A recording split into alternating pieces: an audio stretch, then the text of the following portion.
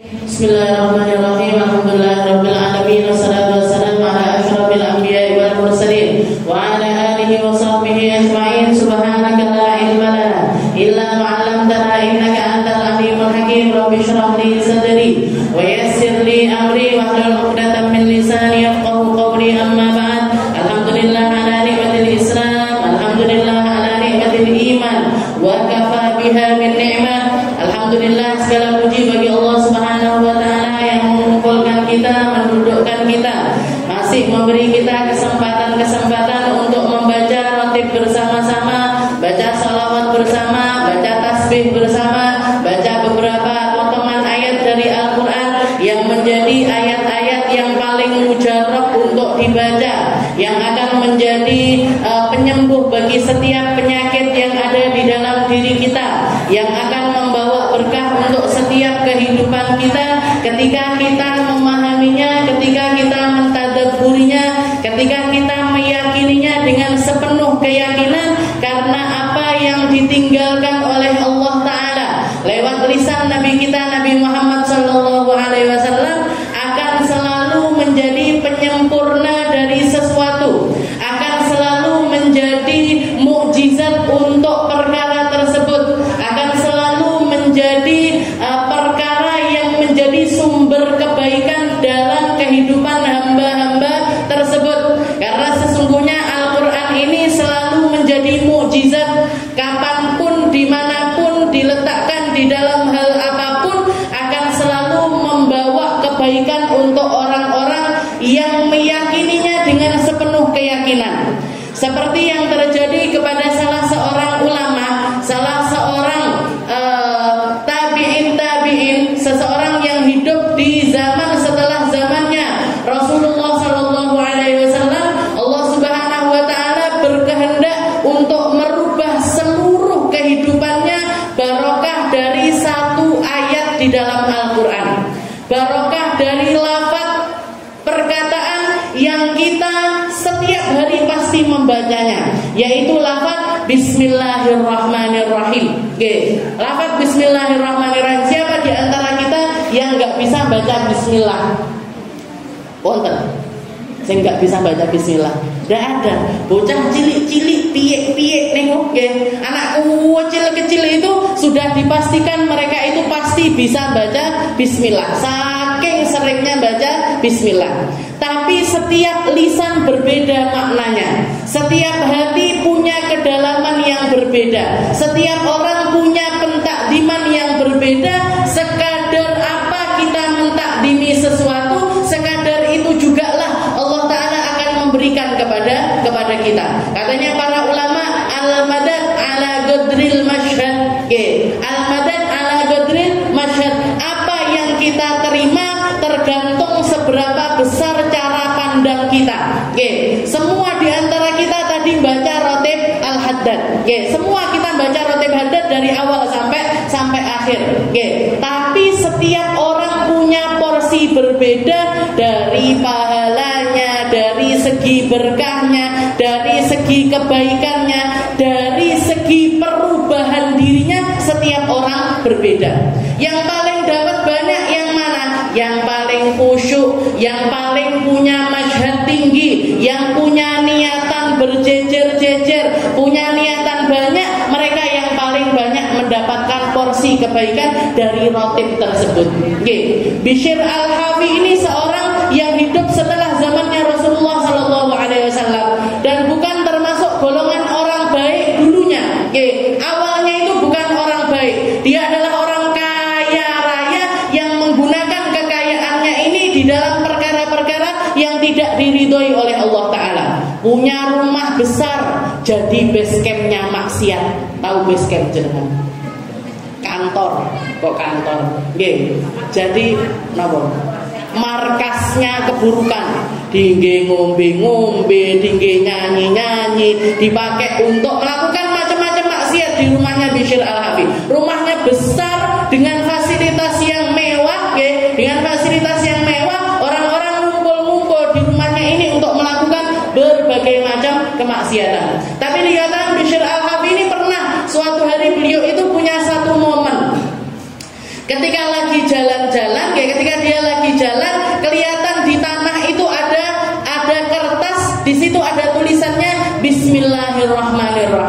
Oke. Jadi ada kertas jatuh, ada tulisan bismillah, diambil sama Bishr. Oke. Diambil, dibawa pulang, dibersihkan, dicuci, dikeringkan, dikasih minyak wangi, ditaruh di lemarinya dia yang paling tinggi. Oke. Jadi diambil, dicuci, dibersihkan, dikasih parfum, setelah itu ditaruh di lemari yang paling tinggi. Dikatakan malam harinya dia bermimpi ada suara yang mengatakan, ya Bishr, kama tayyabta asmallah fasayutayyibukallahu fid dunya wal akhirah. Wahai Bishr, sebagaimana engkau mengharumkan namanya Allah Ta'ala di dunia, maka Allah Ta'ala berkehendak untuk mengharumkan namamu di dunia sampai akhirat nanti. Di dunia sampai akhirat kamu akan diwangikan sama Allah Ta'ala, akan disemerbakkan aroma namamu, namamu akan disebut-sebut sampai akhir zaman nanti. Fasayutayyibukallahu fid dunya wal akhirah. Dunia akhirat kamu akan diwangikan sama Allah Ta'ala. Katanya Bishr, halah paling cuman mimpi-mimpi apa, tapi hatinya mulai dapat hidayah. Hatinya mulai bergerak untuk ada niatan, bisa aku tak taubat ae lah. Arepe sampai kapan koyok ngene? Mau muslim dia, bukan orang non muslim, bukan orang muslim, orang iman tapi ahli maksiat. Sampai datang suatu hari dikatakan ada seorang soleh yang diperintahkan oleh Allah Ta'ala di dalam mimpinya untuk mencari seorang laki-laki yang namanya Bishr. Jadi namanya dia itu Bishr. Al-Hafi itu julukannya. Al-Hafi itu artinya orang yang bertelanjang kaki, ndak sandalan. Nyeker lah wong Jawa ngomongnya. Jadi Bishr sing nyekeran, istilahnya ngoten. Jadi namanya Bishr. Ini orang soleh ini sama Allah Ta'ala disuruh untuk nyari orang yang namanya Bishr ini tadi. Maka dikatakan dicari sampai ketemu satu rumah besar sekali seperti istana. Diketuk pintu rumah tersebut, dibukakan sama pembantunya, ditanya, wahai engkau, man maliku hadzal dar? Siapa? Ini rumah ini punyanya siapa? Ahurrun am abdun? Katanya orang soleh tersebut, ini rumah punyanya hamba apa punyanya orang merdeka? Maka pembantunya jawab, Hurrun ibnu Hurrin ibnu Hurrin. Yang punya ini orang merdeka, anaknya orang merdeka, cucunya orang merdeka. Oh gitu, ya sudah, pergi. Pergi orang soleh ini tadi, pergi. Pembantunya masuk ke rumah, ditanya sama Bishr, man bil bab? Siapa tadi yang di pintu tadi? Yang ketok-ketok pintu tadi siapa? Dah tahu, orang aneh. Mosok totok-totok terus nanya, ini rumah punyanya siapa? Orang merdeka apa punya hamba? Maka katanya Bishr, kamu jawab apa? Ya saya jawab, ini punyanya orang merdeka, anaknya orang merdeka, cucunya orang merdeka. Katanya Bishr Al-Hafi, demi Allah bukan. Maka dia langsung lari ngejar orang soleh tersebut, tidak sandalan. Setelah itu dia mengatakan, enggak, ini rumah bukan punyanya orang merdeka, tapi huwa abdun ibnu abdun. Bukan, ini adalah rumahnya seorang hamba, anaknya seorang hamba, cucunya seorang hamba. Wa inni tubtul an, dan sekarang mulai hari ini saya bertaubat kepada Allah Ta'ala. Jadilah kamu penuntunku menuju Allah Subhanahu wa Ta'ala. Taubat saat itu juga. Taubat pulang ke rumah teman-temannya yang lagi mabuk, yang lagi di dalam kelalaian dan lain sebagainya, dia langsung mengatakan, saya sekarang taubat. Rumah ini akan menjadi rumah pertaubatan saya. Barang siapa yang mau ngikuti saya untuk taubat, silahkan menetap di sini. Tapi saya pengen tetap bermaksiat, silahkan keluar dari rumah ini. Maka semuanya serentak mengatakan, anta imamuna fil maksiyah fa anta imamuna fit taubah. Kamu ketuanya kami di dalam maksiat, maka sekarang izinkan untuk tetap menjadi imam kami di dalam pertaubatan. Taubat bareng-bareng. Taubat rombongan, rombongan maksiat melok, rombongan taubat juga ikut. Jadi diketuai sama Bishr Al-Hafi, semuanya bertaubat seketika itu juga. Dan dikatakan Bishr Al-Hafi semenjak saat itu ke mana-mana itu nyeker, nggak pernah sandalan. Ketika ditanya sama orang-orang, kenapa wahai Bishr kok nggak mau pakai sandalan?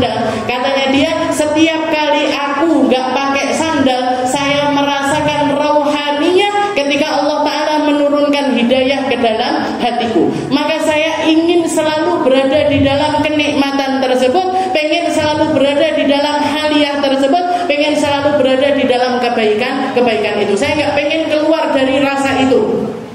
Beginilah, ini yang dikatakan oleh para ulama, orang Allah Ta'ala mengatakan di dalam Al-Quran, alladzina hum ala salatihim daimun. Ada manusia-manusia yang hidupnya itu sepanjang hidupnya itu sholat terus. Ala salatihim daimun. Ada orang-orang yang sholatnya itu selalu. Bukan berarti dia sholat salam, sholat neh, salam neh, sholat neh, salam neh, boten. Tapi yang dimaksud dengan ala salatihim daimun, orang-orang yang sholat terus adalah mereka-mereka yang sudah merasakan hatinya sujud, sudah merasakan haliah dirinya itu sujud, tunduk kepada Allah Ta'ala. Dan ketika orang merasakan hal tersebut, lam yarfa' abadan, dia tidak akan pernah mau bangkit lagi. Orang kalau sudah merasakan nikmatnya iman, nikmatnya Islam, nikmatnya pasrah sama Allah Ta'ala, nikmatnya sujud di hadapan Allah Ta'ala, dia tidak akan mengenal bangkit lagi. Wes gah karo maksiat, sudah enggak mau lagi di dalam kelalaian, sudah enggak mau lagi merasakan rasa-rasa yang dirasakan oleh orang-orang yang menurut mereka nikmat. Orang-orang di dalam kemaksiatan ini kan kayaknya nikmat, sepertinya mereka nikmat, ngombe koyoke nikmat, pakai narkoba sepertinya nikmat, ngumbar aurat sepertinya nikmat, sepertinya nikmat, arisan sana sini sepertinya nikmat, kumpul sama kelompok ini, kelompok ini, kelompok ini, di sini junjung martabatnya, yang di sini junjung pangkatnya, yang di sini junjung kekayaannya, yang di sini pamer kemewahannya, yang di sini pamer tas dan juga sandal yang indahnya, sepertinya nikmat. Tapi nikmat-nikmat itu kalau dibandingkan dengan nikmat hati yang sujud kepada Allah Ta'ala, tidak ada apa-apanya lagi. Bishr al-Hafi ini merasakan, dikatakan sejak saat itu dia bertaubat luar biasa, hidupnya dihabiskan untuk ibadah, hartanya dihabiskan untuk kemaslahatannya umat, kemaslahatannya agama, dan dia menjadi seseorang yang diangkat derajatnya setinggi-tingginya oleh Allah Ta'ala sampai jadi wali. Bishr al-Hafi ini yang dulunya ahli maksiat berubah menjadi seorang wali, kekasihnya Allah Subhanahu wa Ta'ala. Bahkan sampai dikatakan di zamannya Bishr al-Hafi, salah satu hal yang dijaga oleh Allah Ta'ala, gak ada satu ekor pun hewan yang BAB ataupun pipis itu sembarangan. Jadi kayak sudah tahu toiletnya masing-masing. Padahal hewan itu kalau nggak dilatih kan nggak bisa. Jangan punya kucing gitu nggak dilatih, ayo pipisnya di sana, nya di sana, itu pun masih kececeran kadang-kadang, nggak akan bisa. Tapi dikatakan di zamannya Bishr al-Hafi semua hewan, dan pada saat itu kendaraan itu belum ada motor, mobil, semuanya masih pakai keledai, unta, kuda, itu nggak ada satupun yang BAB itu sembarangan. Sampai dikatakan ada seorang laki-laki di dalam pasar, ketika melihat tahu-tahu ada seekor kuda yang berak di pinggir jalan, dia spontan mengatakan, dia langsung mengatakan, qad mata Bishr al-Hafi. Oh, berarti Bishr al-Hafi sudah mati. Kok ada hewan BAB di pinggir jalan? Oh, berarti Bishr al-Hafi sudah mati. Dari karomahnya Bishr al-Hafi. Dikatakan salah seorang ulama, Imam Malik, jadi gurunya Imam Syafi'i itu seringkali mengunjungi Bishr al-Hafi. Sering mengunjungi Bishr al-Hafi. Padahal Imam Malik kan ulama, dari kecil hafid Al-Quran, hafal Al-Qurannya banyak, hafalan hadisnya banyak, muridnya banyak, gurunya juga banyak. Tapi seringkali kalau dolan-dolan suka mengunjungi Bishr al-Hafi. Orang-orang mengatakan, ngapain kamu mendatangi orang yang baru taubat ini? Ngapain kamu serawung sama seseorang yang dulunya penenggak khamr, yang dulunya berada di dalam kelalaian? Ngapain kamu itu duduk di samping orang tersebut? Katanya Imam Malik, mungkin kalau dari segi ilmu aku lebih daripada dia, tapi dari segi rauhaniyah, dari segi kebersamaan dengan Allah Ta'ala, saya tidak pernah menemukan rasa yang paling nyaman dibandingkan duduk jejer bersama Bishr Al-Harfi. Makanya para ulama mengatakan kalau kita mau mendekatkan diri kepada Allah Ta'ala, cari itu di dalam dirinya orang-orang yang barusan taubat. Cari di dalam diri orang-orang yang barusan taubat, atau di dalam dirinya orang-orang yang baru saja memeluk agama Islam. Ada rasa yang kamu tidak akan bisa merasakannya di dalam diri orang-orang yang rekenane Islam dari lahir. Orang kalau Islam dari lahir kan nganggepnya sembarang-barang ini biasa. Sholat, adewe sholat. Pancen yo bapak ibuku yo sholat. Dari kecil sholat. Ngaji dianggapnya yo jajanan sehari-hari. Alif, ba, ta, jim, kayak jajanan sehari-hari. Tapi orang yang baru masuk Islam merasakan itu dengan perjuangan. Mendapatkan itu dengan perjuangan, maka kita cari rasanya. Rasanya taubat itu piye? Rasanya orang kok bisa sampai ada di dalam titik seperti itu seperti apa? Itu rasanya nikmat sekali. Makanya guru saya Habib Umar itu kalau sudah malam Jumat, kalau sudah malam Jumat biasanya Maulid Akbar, setelah itu ada ceramah-ceramah. Di antara orang yang disuruh berdiri sama Habib adalah mereka-mereka yang mu'allaf, yang menemukan Islam itu dengan perjuangan luar biasa. Dan itu setiap malam Jumat itu selalu ada. Nanti orang Inggris ceramah, nanti diterjemahkan bahasa Arab. Ada orang Amerika, ada orang ini dari mana-mana. Di Pondok Putri juga gitu. Kalau ada orang mu'allaf perempuan, itu diperintah, disuruh untuk menceritakan perjalanan hidupnya sampai bisa mendapatkan hidayah. Dan rata-rata yang saya dengar, rata-rata hidayahnya itu lewat membaca Al-Quran. Dan bacaan Al-Quran yang paling mengena pada mereka adalah surat Al-Ikhlas.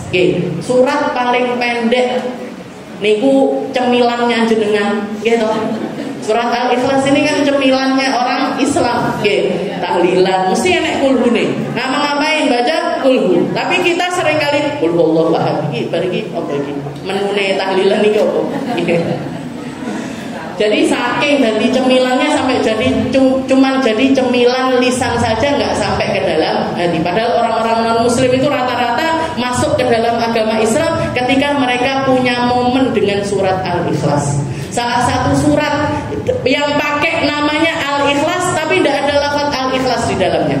Tidak ada lafaz ikhlas itu kan nggak ada. Qul huwallahu ahad, Allahus samad, lam yalid wa lam yulad wa lam yakul lahu kufuwan ahad. Tidak ada al-ikhlasnya. Kalau surat Al-Baqarah memang ada ceritanya Al-Baqarah. Ada ceritanya Bakar niku. Sapi betina. Ada ceritanya. Tapi surat Al-Ikhlas ini tidak ada lafaz ikhlas di dalamnya. Itu rata-rata. Ada saya punya guru namanya Chantel, orang Meksiko, itu nyicipi semua agama, jadi Kristen dari lahir dia Kristen. Setelah itu pernah ngicipi jadi orang Buddha, pernah ngicipi jadi orang Yahudi, pernah ngicipi jadi semua agama diicipi, semua agama diicipi, sampai akhirnya dia masuk ke dalam agama Islam. Katanya dia, ini agama, ini satu-satunya agama tanpa celah. Ini satu-satunya agama yang kita nggak akan bisa nyari kelemahannya. Ini satu-satunya agama yang pemeluknya nggak akan bisa ditaklukkan dengan apapun. Wong Indonesia nih, dimingi-mingi Indomie ngalih, dimingi-mingi SPP nih dibayari ngalih. Urung ketemu karo wong Islam Indonesia. Mungkin-mungkin sama Allah Ta'ala ditambah terus hidayahnya kita, inayahnya kita, ketakwaannya kita, pasrahnya kita sama Allah Ta'ala, dan keadaan rauhaniyah hati kita mungkin-mungkin terus ditambah sama Allah Ta'ala. Kita lanjutkan pembahasan kita di dalam kitab Sulam Taufik, karya dari Habib Abdullah bin Husain bin Tahir, ila an qala al-muallif rahimahullah ta'ala wa nafa'ana bihi wa bi ulumihi fid dharain amin. Jadi di sini Habib Abdullah bin Husain bin Tahir, beliau istilahnya meringkas bab muamalah, meringkas bab yang membahas tentang muamalah maliyahnya kita, muamalah transaksi keuangannya kita itu cuman di dalam bab riba, cuman di dalam bab riba, karena memang beliau gak pengen membahasnya secara luas nggih. Yang biasanya kalau kitab didawakne niku marai wong ngantuk nggih. Bikin orang itu bosan, bikin orang itu kok gak barbar iki, panggah syarat-syarat, panggah rukun-rukun, panggah arkan-arkan dan lain sebagainya. Makanya disingkat sama beliau. Maka kita akan selesaikan di hari ini ya, insyaallah bab riba ini akan kita selesaikan. Kita baca secara cepat. Di sini beliau juga termasuk transaksi-transaksi yang diharamkan itu dipreteli sama beliau sebenarnya. Haram menjual sesuatu yang halal dan suci kepada orang yang diketahui bahwa sesuatu itu akan digunakan untuk bermaksiat. Ini halaman 47. Niki kalau kita jual beli sesuatu dan kita tahu orang yang mau membeli ini akan menggunakannya untuk maksiat, maka haram juga untuk menjual dengan cara tersebut. Kayak misalkan kita jualan pisau, kita jualan pisau. Yang beli ini kita tahu, oh sing tuku pisauku ini, yang membeli pisau saya ini adalah orang-orang yang biasanya itu ngerampok rumahnya orang dan membunuh mereka dengan pisau. Maka haram hukumnya untuk menjual kepada mereka. Makanya di sini salah satunya, salah satu yang mungkin waktu itu juga kita bahas, kenapa kok MUI sampai mengeluarkan fatwa tidak boleh membeli barang-barang yang mendukung orang-orang Israel. Kenapa? Karena kita tahu persis kalau kita membelinya berarti ngasih keuntungan kepada mereka, dan keuntungannya ini dipakai untuk membantai saudara-saudara kita yang ada di Palestina. McD haram bu, Pizza Hut haram, Domino's haram, dan merek apapun yang memang itu secara pasti dipakai untuk keuntungannya dipakai untuk membiayai orang-orang menyerang Palestina, maka kita membelinya pun juga haram. Menjual kepada mereka haram, membeli kepada mereka juga haram. Setelah itu juga haram menjual barang yang dapat memabukkan dan menjual barang yang cacat tanpa diberitahukan cacatnya. Jadi haram jual barang yang memabukkan, baik itu kering ataupun juga basah. Alkohol, jualan alkohol haram. Setelah itu jual sesuatu yang cacat tapi tidak dikasih tahu cacatnya itu apa. Jualan jilbab bolong, ditutupi bolongnya, diselempitnya di dalam. Nah ini haram. Jualan buah yang ditaruh di atas itu sing api-api, di bawahnya ternyata busuk-busuk. Nah ini juga haram. Kalau nggak tahu nggak masalah. Kalau nggak tahu tidak berdosa. Tapi kalau tahu dan tetap kita jual, maka hukum transaksinya itu transaksi yang batil atau haram. Jadi kalau sudah batil nggak sah. Kalau nggak sah berarti hukumnya adalah haram. Setelah itu harta tinggalan mayit tidak sah dibagi-bagi atau dijual sekalipun hanya sedikit. 1/6 dirham misalnya, selagi hutang-hutang si mayit belum dilunasi, dan wasiat-wasiatnya juga harus dipenuhi. Nah ini jual barangnya orang yang meninggal atau melepaskan sesuatu yang menjadi miliknya orang yang sudah meninggal dan kita membeli dari mereka, ini hukumnya adalah haram. Jadi keluarga yang menjual hartanya orang yang meninggal tanpa persetujuan dari ahli warisnya, maka transaksinya itu haram. Begitu juga kalau kita membeli, kita tahu persis, kita beli tanah misalkan, kita beli tanah. Ternyata tanahnya ini ketika diselidiki, oh ini punyanya bapaknya, anak-anaknya nggak ngerti kalau rumah ini dijual. Yang jual siapa? Yang jual anaknya yang pertama. Kita beli dari dia, nah maka hukumnya adalah haram. Kapan harta si mayit ini baru boleh diperjualbelikan, baru sah untuk ditransaksikan? Ketika hak-haknya si mayit semua sudah ditunaikan. Apa hak-haknya si mayit? Utangnya dia sudah dilunaskan, zakatnya dia tahun itu sudah dibayarkan. Kalau dia orang yang sudah kena kewajiban haji, sudah diambilkan dana untuk haji dan badalkan haji untuk si mayit tersebut. Setelah itu wasiat-wasiatnya juga ditunaikan. Oh, dia pernah wasiat untuk ngasih ke pesantren ini misalkan 50 juta. Dia wasiat untuk ngasih ke anak yatim ini 20 juta. Nah, ini harus ditunaikan dulu. Baru setelah semuanya beres, baru setelah semuanya beres dibagikan ke seluruh ahli warisnya. Nah, ahli waris ini mau jual kah, mau ngapain kah, mau misalkan ada salah satu keluarga, wes tak tukune, tak tukunya rumahnya orang ini tadi, tak belinya rumah si mayit ini nanti dari penjualan itu dibagikan kepada keluarganya. Nah, itu baru sah. Baru sah diperjualbelikan kalau semua hak-haknya si mayit ini sudah ditunaikan.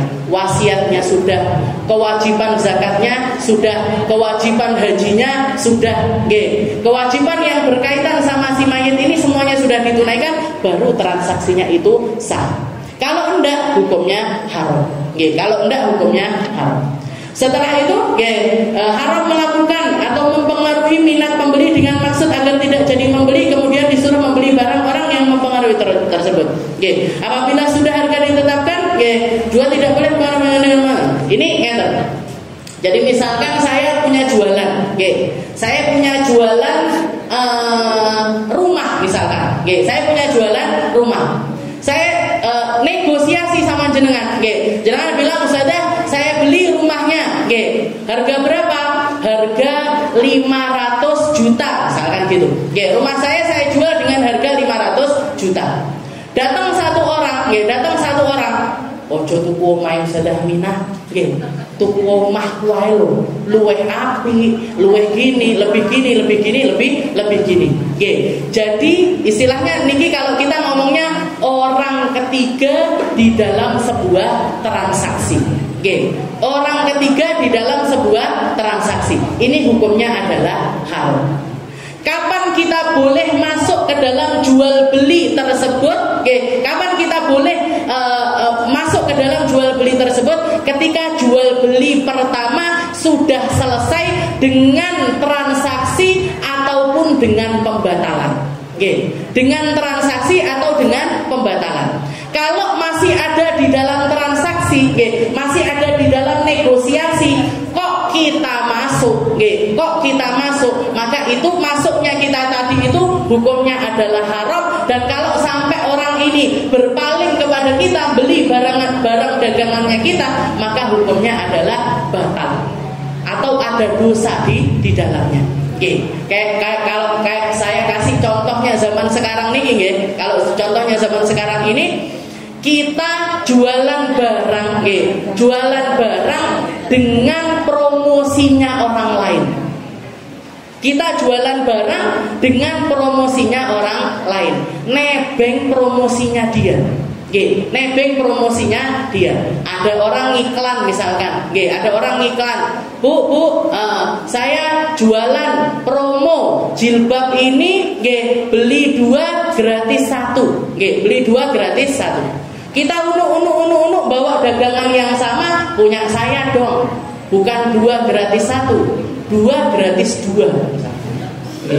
Jadi bikin promo yang lebih menarik lagi di sampingnya orang yang jualan ini. Lara ati napa mboten niki? Aku sing kesel, aku sing lumpone uang, aku sing promosi, saya yang ini dan lain sebagainya. Dia enak-enak datang langsung dodolan. Maka hukumnya adalah haram. Atau biasanya juga sering orang sekarang kan jualannya pakai HP, ngambil video-videonya orang, diambil-ambil, diedit-edit, diklaim barangnya dia. Diklaimnya adalah barangnya dia.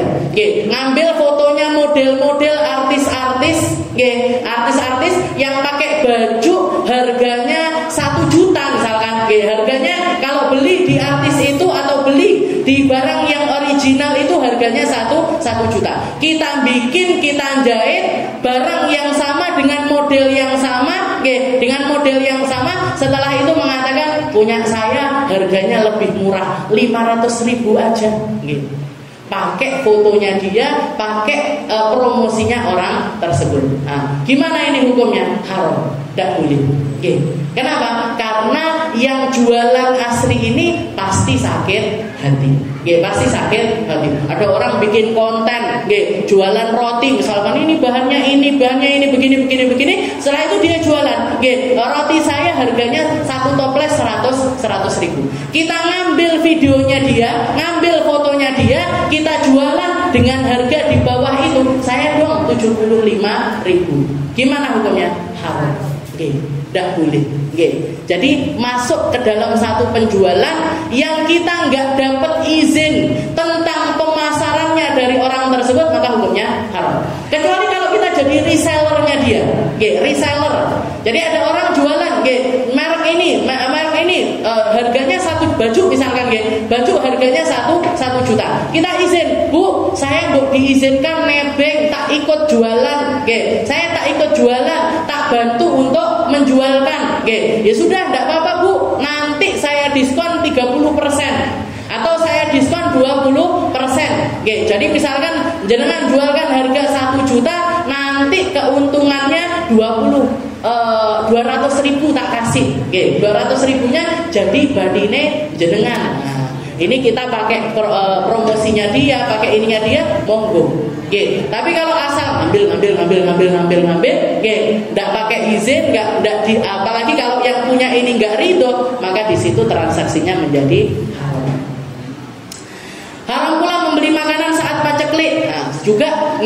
Ini juga membeli barang ketika paceklik. Paceklik niku kan ketika orang kesulitan barang tersebut, kita beli dengan jumlah yang banyak dengan niatan meninggikan harganya setinggi mungkin. Ini di dalam barang apapun.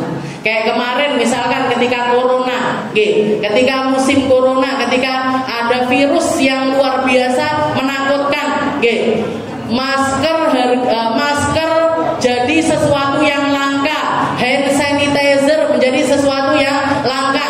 Jenengan kulaan sebanyak-banyaknya, jadi kulaan 50 kontainer. Setelah itu ditimbun. Kalau cuman kulaan 50 kontainer setelah itu dijual nggak masalah. Tapi ini ditimbun. Nunggu sampai kapan? Nunggu sampai orang ini kesulitan nyari, baru setelah itu dikeluarkan.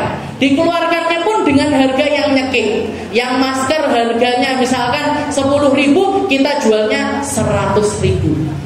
Dikemplang, orang-orang dikemplang. Ini hukumnya gimana? Haram. Ini namanya al-ihtikar. Ihtikar itu haram di dalam bahan pokok ataupun di dalam barang apapun yang menjadi kebutuhan umat manusia. Yang jadi butuhnya orang apapun, solar ditimbun biar harganya mahal, haram. Beras ditimbun biar harganya mahal, haram. Lombok ditimbun biar mahal, haram. Jadi yang haram, yang melakukan keharaman siapa? Yang nimbun-nimbun ini tadi. Kalau kita belinya gimana Ustaz? Kita belinya dengan harga mahal itu gimana? Karena kita butuh, gimana lagi? Nah, transaksinya kita nggak masalah. Tapi yang dilakukan sama para penimbun ini, yang hukumnya adalah haram. Haram berpura-pura menawar barang dengan harga mahal, tapi tidak bermaksud ingin beli, tapi bermaksud membujuk orang lain agar mau membeli dengan harga mahal. Jadi manipulasi apapun di dalam transaksi itu sesuatu yang diharamkan. Nah ini juga ngeten, pura-pura beli barang, nawar dengan harga mahal, biar apa? Biar orang lain ikut membelinya dengan harga mahal. Etok transaksi, padahal sudah ada kong kali kong. Tahu jangan kong kali kong. Di toko itu kemarin saya sempat diceritani adik saya. Jadi ada satu orang datang sales jualan kain lap, jualan kain lap ngoten. Dia ngomong, ini saya jual, berapa harganya? 5.000. Kata adik saya, sudah saya tak kulaan dikit-dikit. Saya tak kulaan dikit-dikit. Begitu salesnya ini pergi, datang satu orang lagi ngomong, saya butuh lap ini sebanyak 1.000 pieces. Sebanyak 1.000 pieces. Ini saya DP. Nah, saya DP dulu 1 juta. Nah, otomatis orangnya pergi, diteleponkan sales yang tadi pergi gitu. Saya butuh barangnya 1.000. Saya butuh barang 1.000 karena ada yang pesan 1.000 barang. Oh iya, dikirim. Dikirim, dibayar cash. harapannya orang yang DP ini nanti balik beli barang tersebut, ternyata nopo hilang. Oke. Berarti apa? Dua orang ini sudah punya kesepakatan. Oke. Sudah punya kesepakatan pengen nipu toko ini. Oke. Jadi dia keliling dengan cara yang semacam itu. Gimana hukumnya? Haram. Jadi manipulasi apapun di dalam sebuah transaksi itu tidak dibenarkan di dalam agama Islam. Melebihkan, mengurangkan apapun bentuknya. Oke, jadi Islam itu kalau jualan harus istilahnya harus apa adanya sesuai dengan kenyataan. Antara foto dengan barang yang ditawarkan kudu podo. Oke. Yang banyak terjadi kan modelnya ayu, kelambine api, di foto gitu. Bareng teko koyok saringan tahu. Gimana ini hukumnya? Haram. Gini. Jualan seperti ini hukumnya haram. Memisahkan antara budak perempuan dan anaknya sebelum tamyiz. Semua itu haram. Demikian pula menipu atau berkhianat dalam urusan timbangan, takaran, meteran, hitungan ataupun berdusta. Oke, jadi pengurangan, melebihkan itu semuanya haram. Dan juga kalau dulu zaman perbudakan, kalau misalkan ada budak perempuan yang punya anak kecil, nah ini kalau beli harus ibu seanaknya. Tidak boleh anaknya tak, tidak boleh ibunya tok. Nah, harus satu paket ibu anaknya. Tapi zaman sekarang kan sudah tidak ada perbudakan lagi. Haram menjual kapuk atau lainnya dari barang-barang dagangan kepada pembeli, tapi di samping menjual juga memberi hutangan kepada si pembeli beberapa dirham. Kemudian harga barang lebih mahal, hal ini dilakukan oleh si penjual karena demi hutangan tersebut. Niki contohnya ngeten. Ada orang, ada bos perusahaan ngomong sama karyawannya semuanya, jadi karyawan ini atau orang yang kerja sama dia ini dipaksa untuk membuat satu barang, dipaksa untuk membuat satu barang dan mereka dikasih gaji seminim mungkin, kehidupannya diikat sama bosnya. Kalau kamu kalau istilahnya kamu harus kerja di sini, sambil diiming-imingi, kamu boleh ngambil pinjaman sekian, dipinjemi. Misalkan ada orang butuh, karyawannya butuh, saya minjem 2 juta, saya minjem 3 juta, saya minjem 5 juta. Oh iya, tapi nanti dipotongkan gaji, bayarnya itu lewat potongan gaji. Ternyata dipotongkan gaji tak sambil dikasih bunga-bunga. Istilahnya utangnya itu dibungakan. Utangnya itu bukannya tambah sedikit tapi tambah banyak. Setelah itu si karyawan ini, kalau gitu, jadi ininya dikurangkan. Setelah itu juga dipaksa untuk membuat barang-barang dengan gaji yang rendah. Istilahnya memanfaatkan karyawan, memanfaatkan orang-orang kecil untuk demi ngasih keuntungan sebanyak mungkin kepada bosnya, itu juga sesuatu yang haram. Jadi Islam itu Nabi Muhammad mengajarkan sebelum keringatnya orang yang kerja sama kamu, bayarkan apa yang jadi upahnya dia sebelum keringatnya itu kering. Bukan dipitet sampai entek, sampai elek, sampai tidak punya daya dan apapun juga dia serahkan semuanya untuk bosnya, dan kita bayarinnya itu cupret-cupret. Nah, itu tidak boleh. Yang karyawan dibayarkan 3 bulan sekali atau 5 bulan sekali, bahkan sampai ada yang setahun 2 tahun tidak dibayarkan sama sekali. Terus piye caranya dia hidup? Gimana caranya orang tersebut hidup? Selain itu demikian juga umpamanya membeli hutangan pada pembuat tenun, ini juga sama. Jadi pokoknya memanfaatkan dari segi apapun, entah itu jasa ataupun juga harta, diutangi untuk begini, sepertinya dibantu tapi ternyata ngambil keuntungan, itu semuanya diharamkan. Haram memberi hutangan kepada para petani yang bayarannya secara tempo sampai saat panen, tapi dengan janji supaya hasil panen mereka dijual kepada si pemberi hutangan tersebut dengan harga di bawah harga umum. Hal ini disebut dengan muqdah. Nah, ini juga nggak boleh. Jadi pedagang datang ke petani-petani ngasih utangan, kamu tak utangi bibit, kamu tak utangi pupuk, kamu tak utangi ini, tak utangi ini. Nanti bayar ketika panen, tapi kasih saya harga paling murah, kasih saya harga paling murah, biar saya bisa ngambil keuntungan sebanyak mungkin. Boten pamit. Jadi kalau kita beli dari petani juga harus dengan harga yang disepakati oleh petani dengan harga yang wajar. Jadi manfaatkan dalam hal apapun itu tidak boleh. Demikian juga semua muamalah yang dialami orang-orang pada zaman sekarang kebanyakan keluar dari aturan agama. Nah ini kayak muntasyir gitu. Jadi nopo istilahnya hampir di seluruh lini perdagangan, pertanian, peternakan, di dalam hal apapun itu mesti ada transaksi-transaksi yang semacam ini. Beliau mengatakan oleh karena itu bagi yang ingin mendapat ridho Allah dan selamat agama serta dunianya, wajib mengetahui apa yang halal dan apa yang haram dari guru yang alim, ahli wara dan sayang pada agamanya, karena mencari halal itu adalah fardu atas setiap orang yang beriman. Jadi tugas kita adalah nilai kembali gimana cara kita kerja, di mana kita bekerja, seperti apa transaksi yang kita kerjakan. Setelah itu kalau ada keraguan di dalam diri kita benahi.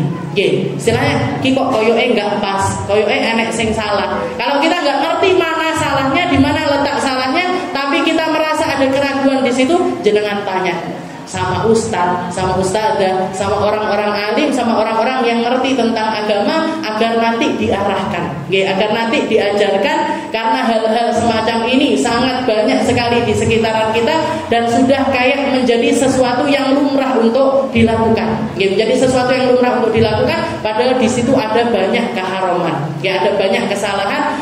Padahal kita sebagai umat muslim dituntut oleh Allah Ta'ala untuk nyari harta yang halal dengan cara yang baik, biar seluruhnya menjadi keberkahan bagi kita. Mungkin sama Allah Ta'ala dibantu, mungkin sama Allah Ta'ala dirubah, mungkin sama Allah Ta'ala diperbaiki harta kita, diperbaiki pekerjaan kita, diperbaiki apapun yang menjadi wasilahnya Allah Ta'ala menyampaikan rezeki kepada kita, agar semuanya bisa kita pertanggungjawabkan dengan cara yang terbaik di hadapan Allah Subhanahu wa Ta'ala. Ala hadhihi niyyah wa ala niyatin salihah wa ila hadratin Nabi Muhammad sallallahu alaihi wasallam bisirril Fatihah.